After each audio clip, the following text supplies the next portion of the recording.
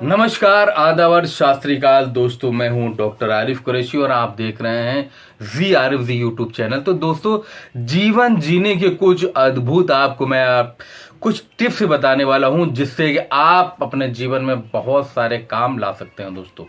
तो दोस्तों, एक एक करके आप नोट करते जाइएगा। अगर आपको ये प्रॉब्लम है या नहीं है और ये प्रॉब्लम कैसे होती है और कैसे खत्म होती है, तो कुछ चीजें मैं आपको बता रहा हूं अपने G R F G YouTube channel पर।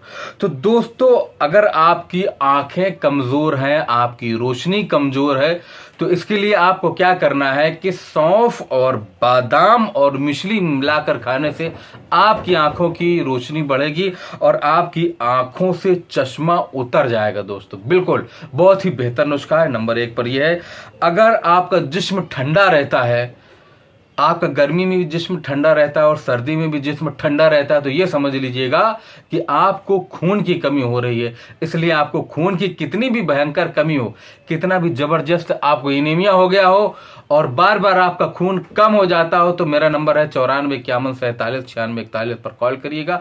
मैं आपको एक ऐसी दवा बता दूंगा जिससे आपका खून बनना शुरू हो जाएगा और कभी जीवन में खून कम नहीं होगा, मेरा दावा है दोस्तों।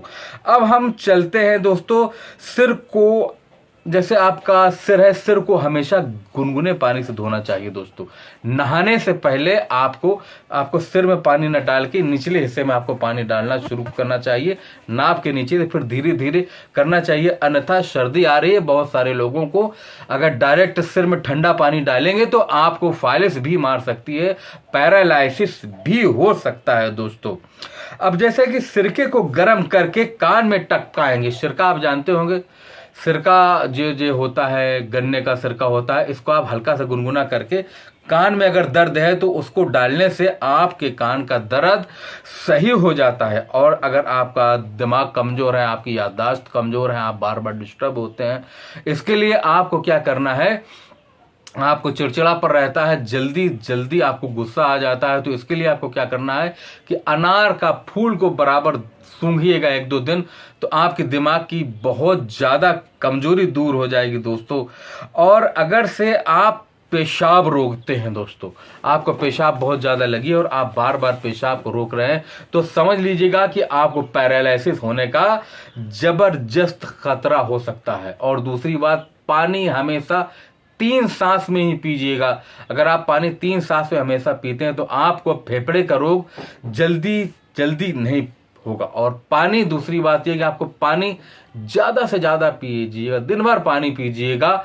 इससे आपके गुर्दे में पथरी नहीं होगी, आपकी किडनी में की छोटी मोटी पथरी होगी तो आपके ज़्यादा पानी पीने से आपकी पथरी निकल जाएगी। अगर बड़ी पथरी है, आप दवा इलाज करा करके थक गए हैं, तो मैं आपको बेहतर दवा बता दूंगा। मेरा नंबर है 94 51 47 96 41 पर कॉल करिएगा। आपको बेहतर दवा बता दी जाएगी जो कि बड़ी से बड़ी पथरी आपको घोल कर निकाल दी जाएगी, जिससे कि आपका बिना ऑपरेशन निकल जाएगी। आपको तो हमेशा दोस्तों खाना ठंडा करके खाएं और पानी गुनगुना पिएं। आप अगर ठंडा खाना खाएंगे और गुनगुना पानी पिएंगे तो तमाम पेट के रोगों से महफूज रहेंगे दोस्तों।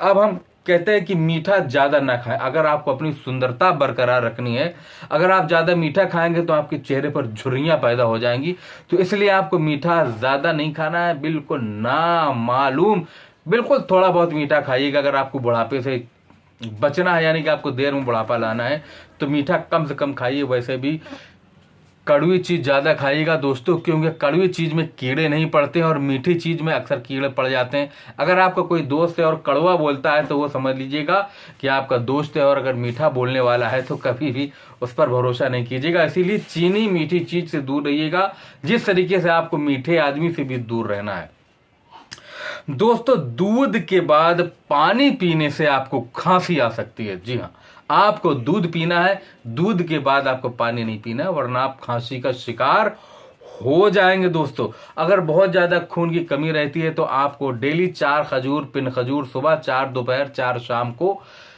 12 खजूर डेली खाइएगा। आपका खून धीरे धीरे से बनने लगेगा। ना बने तो मैंने अपना नंबर दिया है, मैं आपको फिर, अगर जो नहीं बनेगा तो मैं आपको दूसरी दवा बताऊंगा जो आपको मैं बता दूंगा दोस्तों। इम्पोटेंसी के लिए आपको मर्दाना ताकत के लिए गुड़ और चने का इस्तेमाल करना चाहिए, भुने हुए चने का इस्तेमाल करना चाहिए। अगर आपका बीपी की कोई शिकायत है तो आपको केला ज़्यादा खाएं, जैसे ब्लड प्रेशर लो रहता है तो आप केला खाएंगे। अगर आपका ऐसा महसूस होता है कि बीपी हमारा लो हो रहा है तो आप तुरंत केला खा लीजिएगा, आपको तुरंत एनर्जी मिल जाएगी। आप ऐसा करके देख लीजिएगा दोस्तों। कच्चा अमरूद, अगर आपको बराबर सुस्ती रहती है, तो आप कच्चा अमरूद को भून करके खाएंगे तो आपकी सुस्ती दूर हो जाएगी दोस्तों। या कि कच्चा अमरूद को ऐसे ही खा लेंगे तो भी आपकी सुस्ती दूर हो जाएगी। और दूसरी बात ये, कच्चे अमरूद को भून कर खाने से आपकी खांसी की शिकायत भी दूर हो जाती है दोस्तों।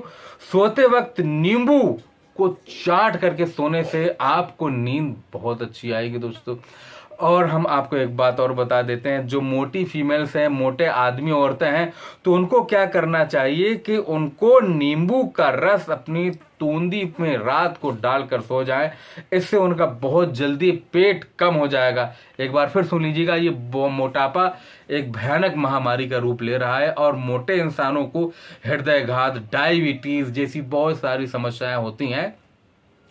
आपको कुछ खाना पीना नहीं है, केवल और केवल आपको रात को सोते वक्त आपको केवल और केवल नींबू का रस अपनी तूंदी में डालकर सो जाना है, जिससे कि आपका मोटापा देख लीजिएगा कि कितनी जल्दी आपकी धुंध पिचकने वाली है दोस्तों।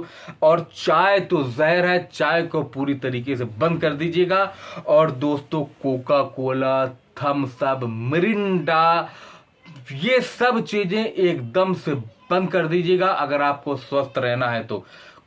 खाना खाने से पहले भी कोका कोला नुकसान करेगी और खाना खाने के बाद भी नुकसान करेगी। कोका कोला, मिरिंडा बिल्कुल आपको छूना नहीं है। बच्चों के लिए तो ये जहर है, लेकिन आजकल हम देखते हैं कि बच्चे बहुत ज्यादा Coca Cola, Mirinda, Thums Up इसके बहुत ज्यादा शौकीन होते हैं दोस्तों। दोस्तों अगर आप इस चीज की आदी हैं तो बिल्कुल छोड़ दीजिएगा।